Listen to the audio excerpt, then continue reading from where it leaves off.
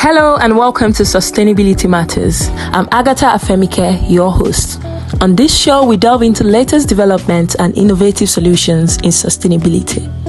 Each episode will bring you expert insights, impactful stories, and practical tips to help you make a difference. Sit back, relax, and enjoy the episode.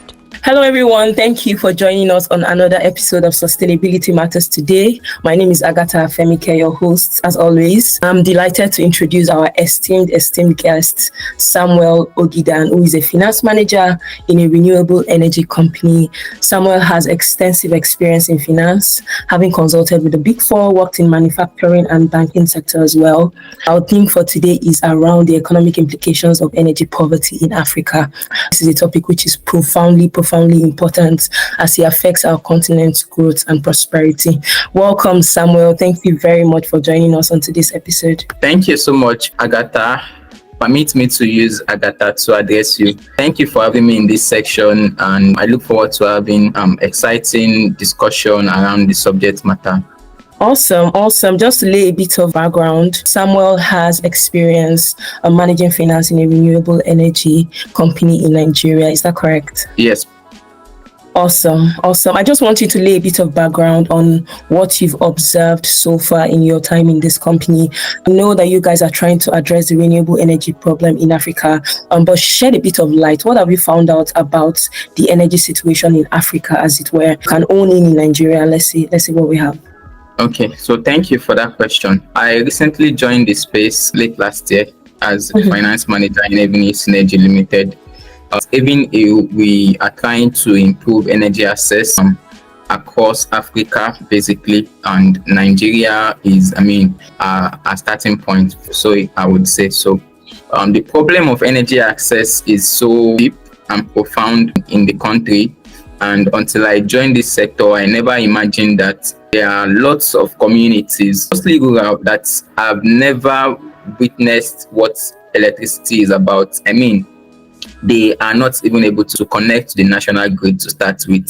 So they've resorted to using generators, diesels, and the like, just to manage energy and just to have the basic electricity need of life, just to meet those needs. So it's so bad. At Even we are managing that connection, that need, and making sure that they are able to meet those energy needs by building mini grids, because it would require a large capital investment to extend the national grid to where most of these communities are. So what we do basically is make use of solar energy to power the mini grids, which in turn distributes light to these communities. And away from that, also we are into some form of partnership agreement with companies that are willing to go solar in a mix of managing their grid consumption as well as their solar energy contribution to what their total consumption will be at the end of the day. So we are doing quite a lot in that rural electrification space, as well as the purchase agreement aspect of it. Awesome. Thank you for that background, Samuel. I know you were speaking earlier about some communities that don't even have access to electricity at all. As at 2021, statistics have it that about 500 million people in sub-Saharan Africa do not have access to energy. That is a huge energy gap. I need you to even speak about how mini grids work. But before we get into that, would you say this is a funding challenge or this is an exposure challenge, especially with communities that do not have access to electricity? Okay, so I would say number one is funding, because expanding the national grid to where all of these communities are would require significant capital to do so. That's one. And coupled with the current challenge we are having as a nation around our national grid, it's quite difficult to even extend to most of these communities, because even for people in the urban region, their basic electricity needs are not being met. I'm not sure there is anybody that uses 24/7 consumption of electricity on their grid without any backup. So it's even more difficult to extend to some of these communities where the need of people, even in the urban region, has not been fully met. And the other aspect is tariff. With the recent increment in tariff across the various bands, we've witnessed most people are struggling to meet up with that current tariff, coupled with the fact that they are getting lesser provision in terms of electricity consumption. So it's quite a challenge for people in rural communities to be connected to the national grid. So an ideal solution for them to take up is one of the mini grids, which I'll talk about later as we proceed. I would even like for you to get into it now, because that was my second question. How do mini grids work? I hear about it because there's a rave about renewable energy going on now in the sustainability space, and I hear mini grids a lot. Can you give us, I know you're not an engineer, or are you? I'm not an engineer, I'm just a finance. Exactly. But if you can give us like a layman background into what mini grids are, how do they work, and how can someone access these mini grids? Are they affordable? Are they accessible? Okay, so the first point of call is to note that a mini grid is more of an independent energy facility, right? Its power source is basically from the solar. I mean, in this instance, you will make use of solar energy through solar PVs. When I say PV, I mean panels. So what we call solar panels, the energy language, it means PVs. So we use these PVs to generate solar energy, which are converted and stored in electrical form in a battery. And after it's been stored, it is then redistributed as a form of energy to the end users who make use of different appliances to do this. So in that network, what you would find basically the solar panels, the batteries, the distribution network, which is more or less a typical pole that you would have connecting you to the already existing grid if you have such available. So that's how basically the mini grid works, except that the power source is from solar and you are not connected to the national grid. It's just a chain of network, all interconnected, and main power source is coming from the solar grid. So that's basically how it works. Interesting. I know you currently work in a renewable energy company and manage their finance there. I want you to speak a bit about some of the economic challenges companies like yours face in rolling out renewable energy projects in Nigeria. Okay.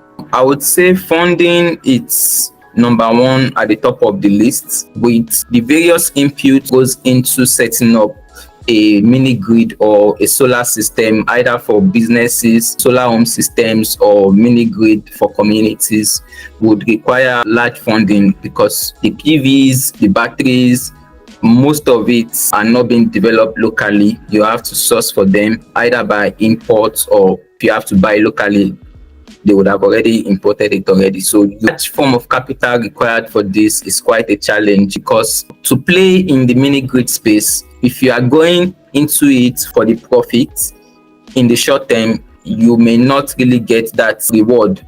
You have to be in the game for quite a number of time before you can start recouping your investment. Also, the second aspect is security, because most of these communities are in very remote areas where they don't even have enough appliances to have the much desired electricity need in the first place. And coupled with the fact that, okay, in Nigeria presently, there are a couple of security challenges we are facing across various communities. So that's another factor that one would consider in making such investments.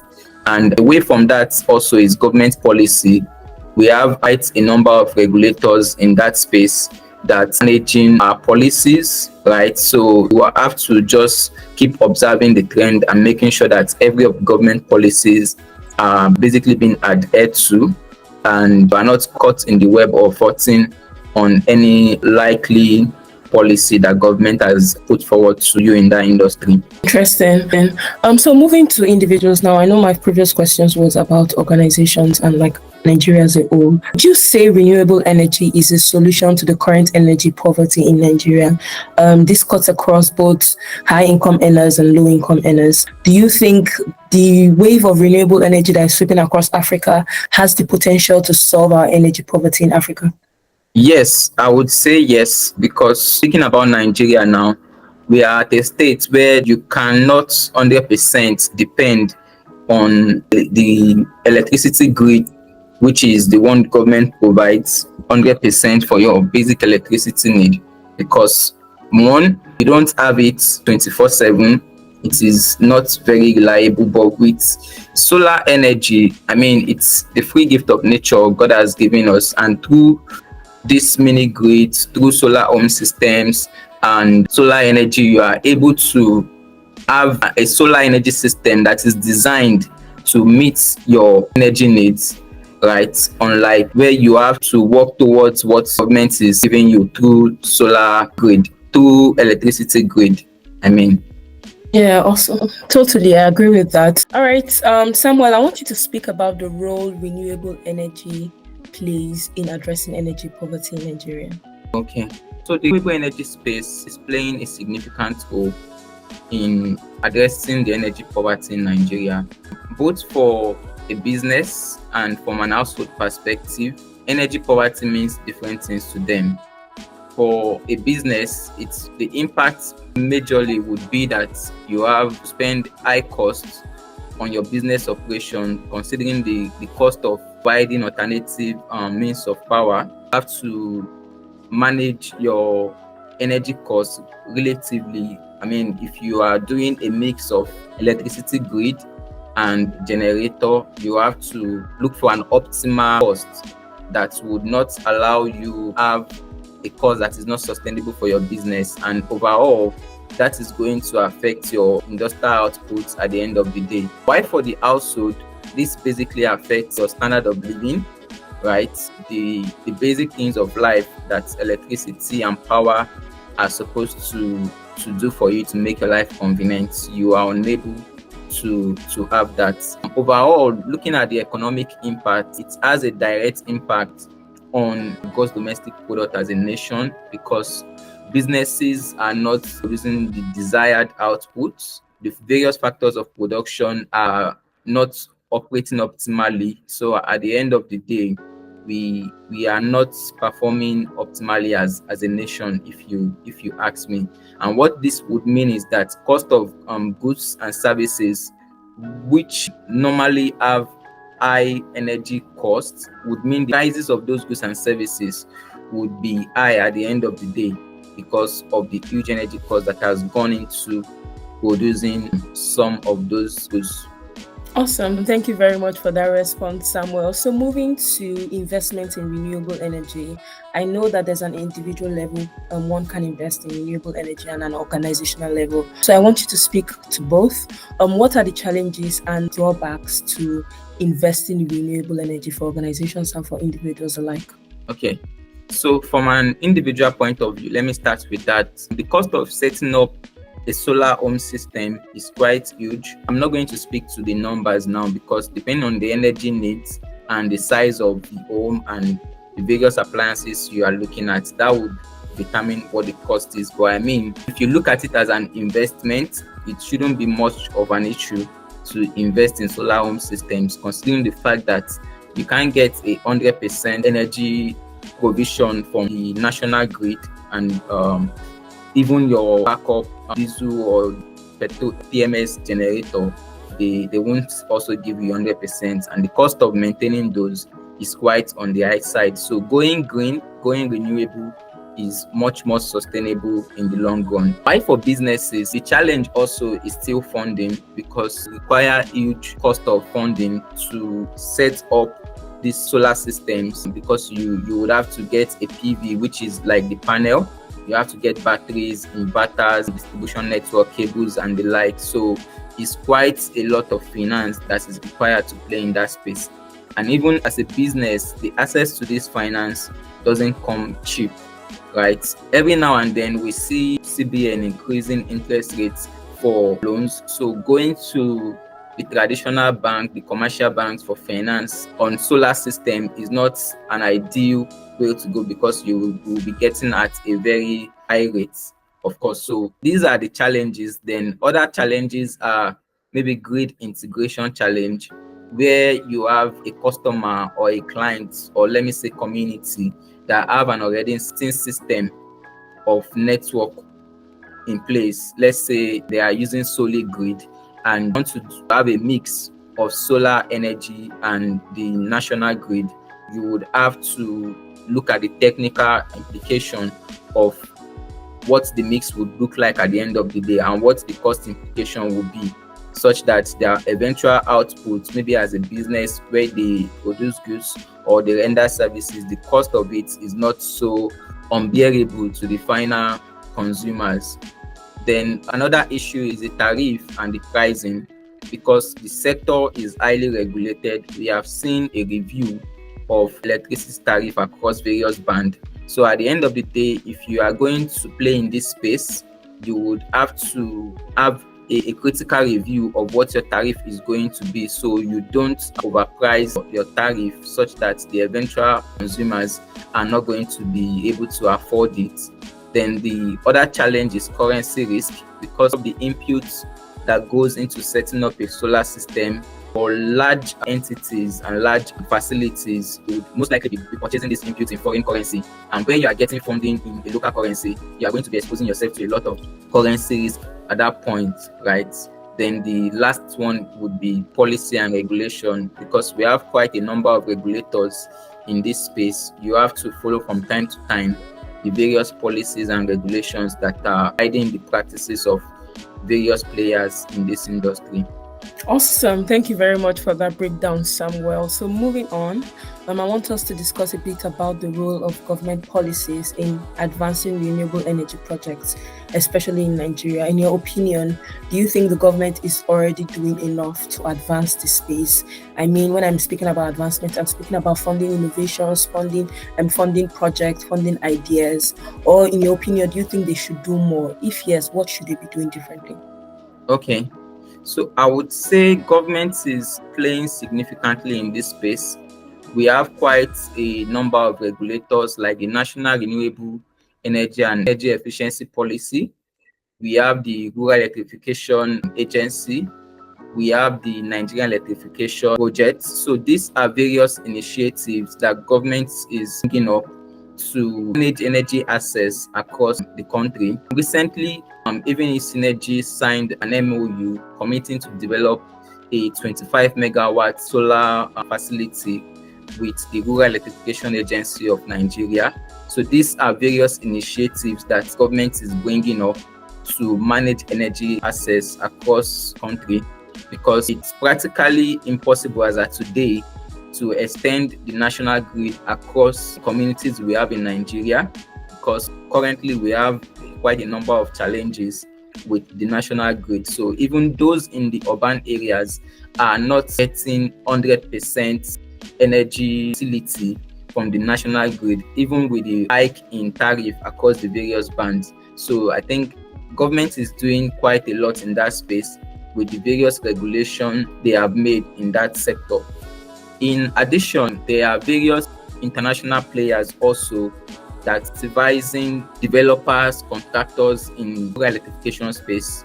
There are grants and subsidies that's more of an intervention fund to make this investment thing of interest to various developers and contractors that are ready to play in that space. Awesome. Thank you for that explanation, Samuel. So speaking of funding models, I'm sure there are going to be people that are going to be listening to this recording in the future that are saying, okay, I want to get into the renewable energy space, probably as a startup founder or as a business that I want to explore.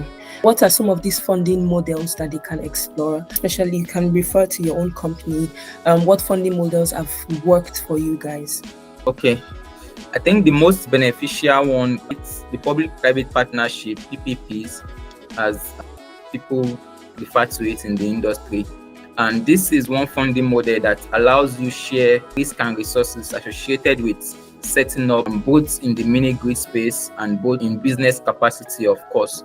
So this funding initiative usually in connection with both the public sector and a private developer that allows you set up a large-scale renewable energy project that is more feasible, and you are going to be sharing resources with the government in this regards.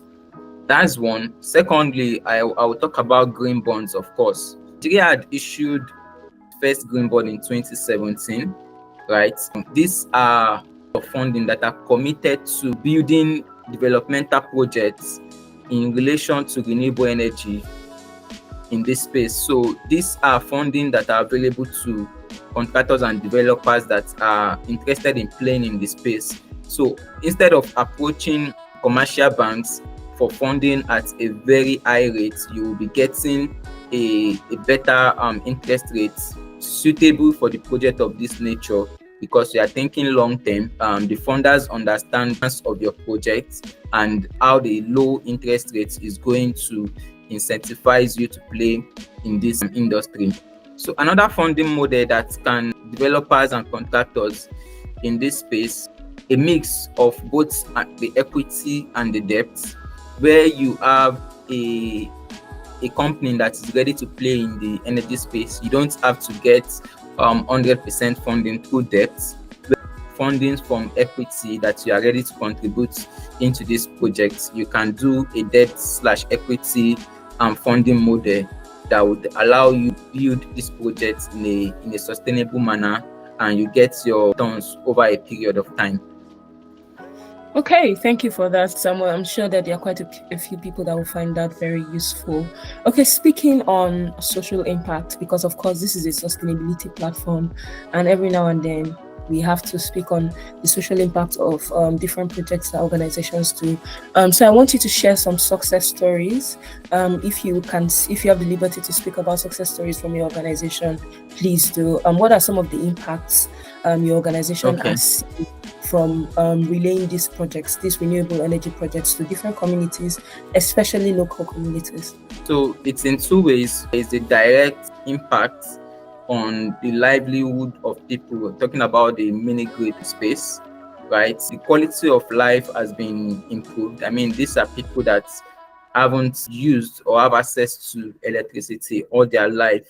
Some of these communities are in that bucket, right? So the job creation that comes with the presence of energy in these communities has revived businesses, right? Artisans like tailors, welders, and fashion designers and the likes are finding it easy to manage their energy costs in business. In some communities, we have businesses like pure water factories, filling stations that rely solely on a mini grid system to power their businesses, right? And what this would mean for them is a reduction in their overall energy costs, where they had been 100% on alternative power sources like generator and the like. So they have to do a mix of solar energy on the solar grid and their backup for quite a short period of time, right? And in some communities, we have communities that are even enjoying 24 hours energy supply. I mean, even some of us connected to the national grid are not even getting 24 hours energy supplied. That's then for local business revenue, this has improved over time. And relatively, if you look at the cost of goods and services in this community, it has been fairly managed over time, such that the cost of their final output while they were using generator and the likes has now been subsidized, such that the effect of solar energy into the business has made their eventual final output to be fairly affordable to users. And also in quite a number of communities, we have primary health cares that are domiciled in this community, right? And we know what the importance of electricity is in the health sector. So we have quite a number of primary health cares that have gone solar. Most of them are in the rural communities, and some of them are in the suburban communities where they still have a mix of grid and solar energy. Thank you for that. Your estimation, of course, you work in the finance department in your organization, or you lead the finance team rather. How much would you say should be the least amount someone that wants to go solar or go renewable should have in hand? For example, I want to go completely off the grid.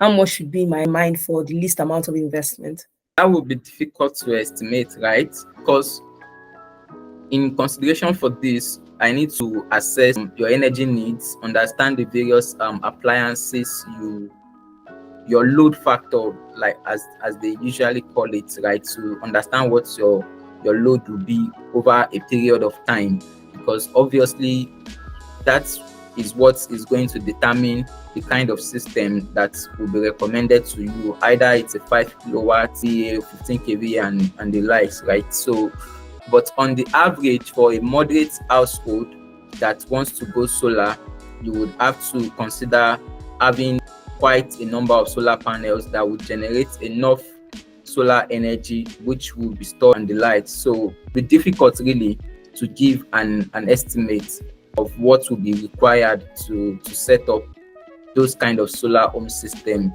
right? Maybe if we take the conversation further and we assess your energy needs, right, we will be able to give an estimate, but it would practically not be wise to just give an estimate of what would be. You have to give us something to work with. Can 1 million get you started? Let's say, for example, you have $1 million. Can it get you started somewhat? Yes, of course. 1 million should get you started. I mean, this is Nigeria. Things can change tomorrow, but with 1 million, you should definitely be able to get started on a system that will work for you. I mean, a disclaimer, there are some appliances you might not be able to put the load on a system that you start with 1 million, of course. So until, like I said, the kind of appliances you have would determine the kind of system that will be recommended to you. And of course, what is the use of setting up a system that you can't put all your electricity load on, right? So it's still not solving that sustainable problem that we think renewable energy should do over the grid network. Okay, fair enough. Since you're not giving us any figures, fair enough. I guess we'll have to come for one-on-one consultation. Okay, so finally, before we close this, Samuel, I know that there's a sort of partnership going on between the Rural Electrification Agency and your organization, as well as 3 other organizations currently. If you are at liberty to speak to it, can you give us a bit of news on that and what's going on in that partnership? Okay. I think about 2 weeks ago, even if Synergy signed an MOU with the Rural Electrification Network, meeting to develop a 25 megawatts solar facility across various communities. So what this simply means is that we have quite a number of communities in Nigeria, even across Africa, that have never witnessed the presence of electricity. And it is practically impossible as of today to extend the national grid to all these communities. So an ideal solution is to set up these mini grids that are powered by solar, to make sure that we have distribution network that would in turn redistribute this energy to the various households and businesses in those communities. So that's basically what MOU is about. In addition to this, can have power purchase agreement with companies that would make up the entire number. But at the end of the day, I think it's a good initiative that allows developer to play in that industry and not expecting the government to be a sole operator in the energy space. Awesome. That's really good stuff. Well done to you and your organization. Okay, so before we wrap this up, can you give us some pointers on where we can find you? Perhaps someone watches this and says, need some more information, or I want to speak with Samuel about the kind of conversation we've had today. How can they reach you? Okay, on Instagram and Twitter, you find me at Samuel _Ogidan. That's my handle on Instagram and Twitter. While for my organization, it's Even If Synergy Limited across all the various platforms. You will find us on LinkedIn, on Instagram, on Facebook, and even on YouTube. You would see most of our works and the various communities we have impacted through renewable energy. Okay, awesome. Do you have any closing thoughts you want to add to what we've just discussed? Okay, so I would just like to emphasize that renewable energy space is an interesting sector, and coupled with the diverse energy challenge we are having in Africa generally, this has significantly impacted our growth. And until we solve the problem of energy as a nation, get the desired growth they ought to get, Thank you very much for that closing sentence. Awesome. Thank you so much, Samuel, for your valuable insights on the economic implications of energy poverty. And to our audience, thank you for tuning in. We hope this conversation has provided a deeper understanding of the critical need for sustainable energy solutions in Nigeria. Catch us next week on another insightful session. This time around, we'll be sitting with a sustainable fashion expert and dissecting the sector and how it impacts our day-to-day life. Until next week, stay green and stay safe. Thank you. Okay, thank you so much for having me. Have a great day ahead. Awesome. Thank you very much, Samuel. Thanks for tuning in to Sustainability Matters. We hope you enjoyed this episode. Don't forget, new videos premiere on our YouTube channel every Wednesday. Follow us across our social media pages to stay updated on the great content we have for you. Until next time, stay green and stay inspired.